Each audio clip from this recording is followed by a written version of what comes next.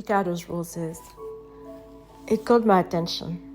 An urban sidewalk turned into an English rose garden. I did not need a castle with private tour. The rose bushes were erected for my enjoyment and for anyone who cared to admire them. It was the row of delicate roses on both sides of the sidewalk, creating a short trail I wished was much longer. Pale confetti on the gray ground with soft yellow, red, pink, and white petal explosion. The celebration was not special, but perhaps it should have been. The celebration was special after all, in a way simple and beautiful things should be. It was a mundane moment that turned into a smell the roses now moment.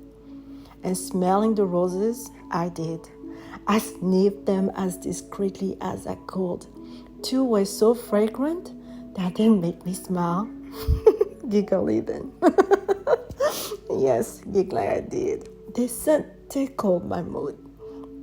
I walked back and forth on that sidewalk, pretending to have lost something. I did lose the need to rush back home. I also lost the thought that had cluttered my mind. I whispered a prayer of gratitude to the one who had created this magical garden, thanking God for the serendipity on a day when I needed a sort of therapy.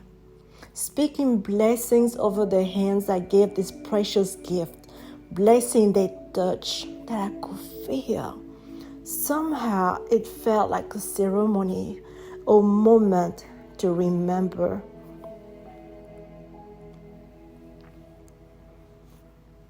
I told myself that the day I meet this gardener in person, I would tell him or her just how beautiful this garden is. It was the promise I meant to keep. I went on walks just to see the roses, always on the lookout to catch the gardener. That stranger needed to hear from me that his or her roses matter to me. We all should be told when our works and our gifts are appreciated, and we should stop taking so much for granted. It's good to tell people that they matter, that even the gardens matter. I think that a garden can even save one's life, just like this one had saved my day. And gardeners must know just how much a beautiful garden touches one's soul. This is something that must be told often, not just by friends, but by random strangers as well, passing by a sidewalk. We must hear the tone of gratitude from plant lovers, hear their voices ring with excitement. We must see in the eyes of admirers the twinkle sparked by the pompous blooms and flowers. Yes, I was smitten. I even took my mom to see the garden on the sidewalk. Her name is Rose, and she too felt it. L'affection, the love, the touch, the peace, that sort of therapy. Mother and daughter, the beauty spoke to us both. We took photos with the roses the way people do with special people. We talked about the gardener wondering who he or she may be, but we knew enough already that he or she had to be kind, patient, and thoughtful, because you just cannot grow roses like this unless... Enfin, we meet at last. The day finally came when I told him what his roses mean to me. Ricardo, the gardener, he told me his name.